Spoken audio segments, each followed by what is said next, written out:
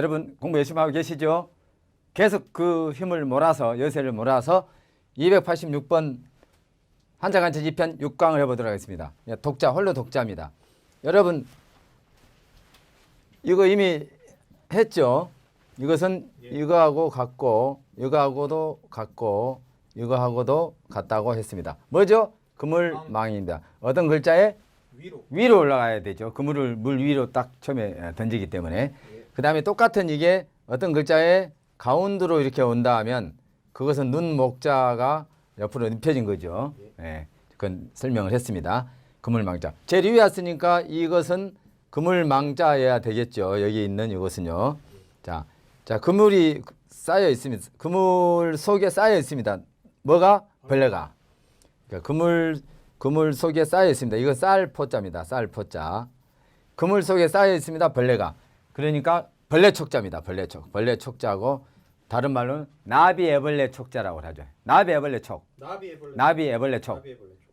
나비애벌레 촉자인데 벌레촉으로 통일하겠습니다. 자, 그물에 쌓여 있는 곤충, 벌레. 그러니까 그냥 그야말로 벌레이죠. 자, 이 촉자가 있으면 벌레 촉자가 있으면은 촉자는 되겠어요, 안 되겠어요? 됩니다. 자, 그다음에 독자도 되겠죠. 예. 탁자도 되겠죠.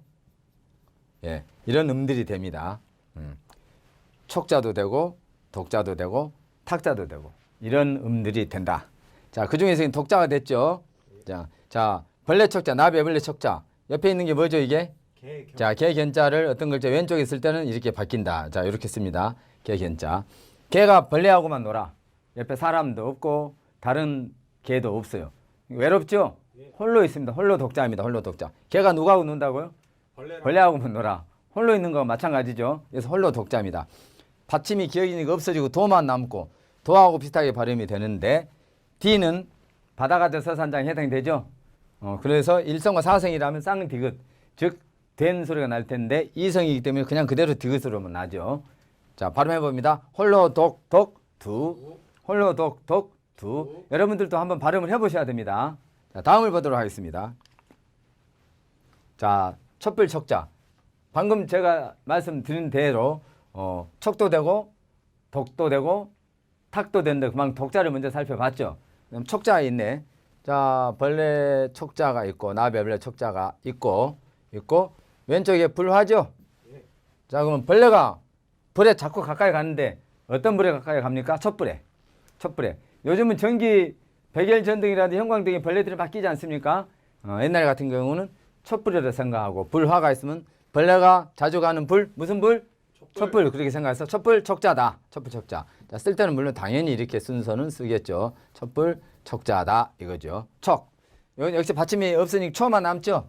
초만 남고 바다가재 서산장에 해당돼야 안 돼요. 됩니다. 되는데 일성과 사성이 아니니까 역시 된 소리는 안 나고 주로 나는데 이성입니다. 촛불 촉 주. 여러분들이 이걸 지금 자꾸 발음을 해보셔야 돼요.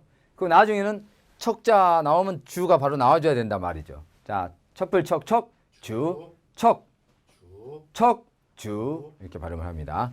H가 있으면 복몸이 된다고 했고. 자, 그럼 탁자를 봅니다. 탁자. 자, 벌레 촉자, 나비애벌레 촉자가 있고, 즉 벌레가 어디에 있어요? 물에 있습니다. 물에 벌레가 많이 빠져 있으면 물이 흐려요, 맑아요? 흐립니다. 당연히 그러니까 흐릴 탁자 아닙니까? 흐릴 탁자. 얼마나 간단합니까? 근데 간체자로는 촛불 촉자나 흐릴 탁자나 다 옆에 있는 게 그냥 벌레촉만 남죠? 벌레촉자. 자, 전번에 아까 했던 홀로 독자도 역시 개견 놓고 개가 벌레하면 논다 그랬죠? 이거만 해도 벌레충, 이거만 벌레촉, 이거만 벌레충이죠? 똑같은 벌레죠? 간체자로는 복잡하게 안 쓰고 벌레를 나타내는 충자만 썼죠? 자, 그러듯이 촛불 촉자도 역시 벌레촉만 남았고 흐릴 탁자도 역시 벌레촉만 남아서 물에 벌레가 있으니까 흐리다. 물에 벌레가 있다. 벌레촉이고 충이고만 차이 있죠? 자, 흐릴 탁자. 탁자, 받침, 기억, 빠짐, 타만 남습니다. 이렇게 돼 있어요. 주어 해봐. 주어.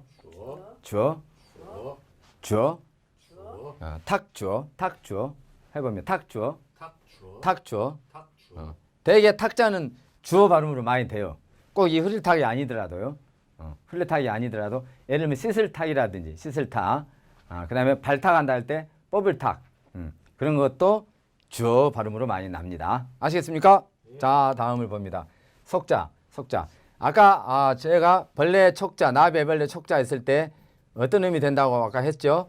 촉은 기본되고 독, 탁까지 했죠? 아까 속을 빼먹은 겁니다.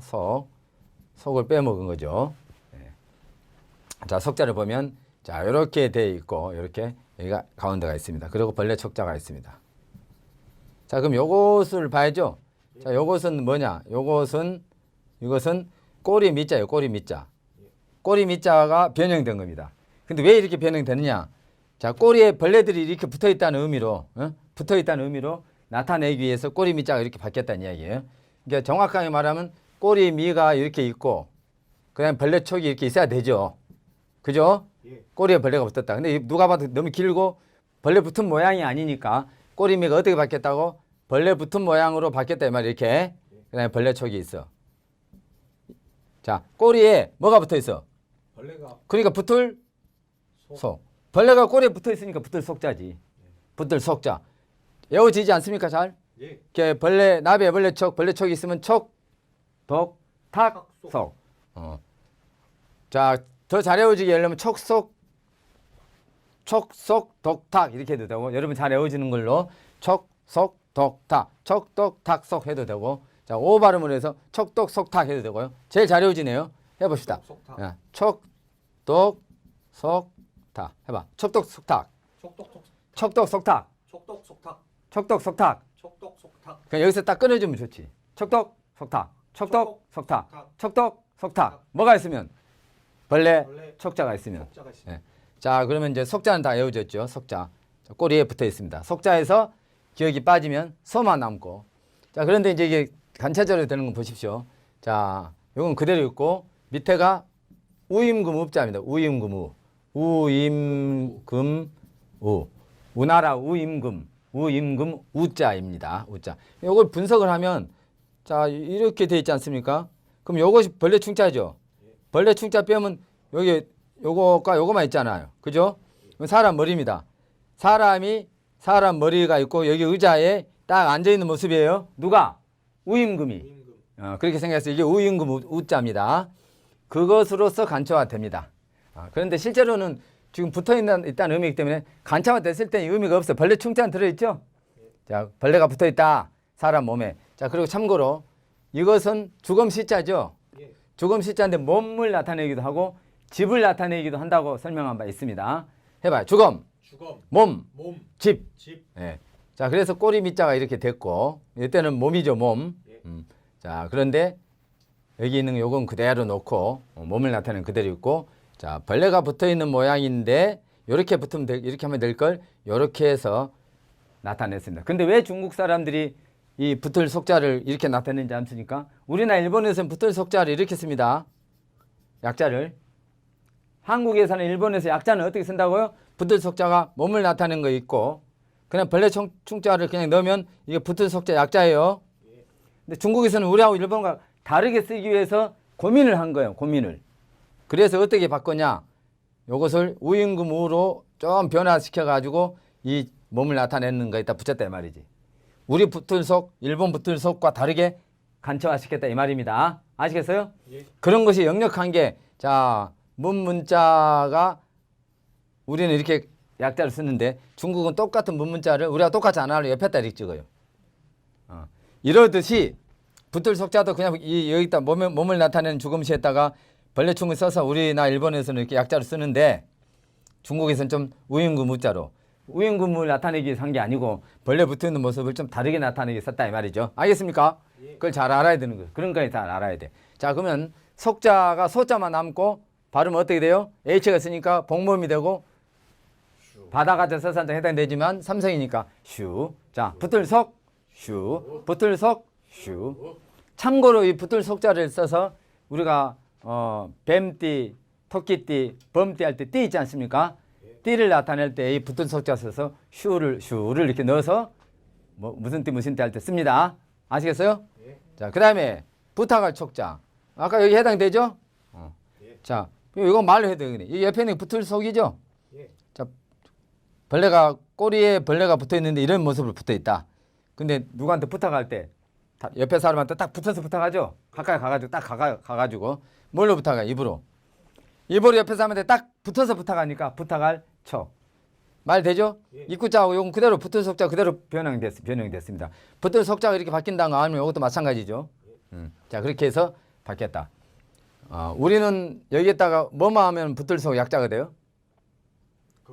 벌레총. 그렇죠. 여기에다가 벌레총만 넣으면 돼 이렇게. 더 쉽죠 우리가. 우리가 좀 다르게 한다고 이렇게 바뀌었다고. 이것만 하면 뭐라고? 우임금 우자다.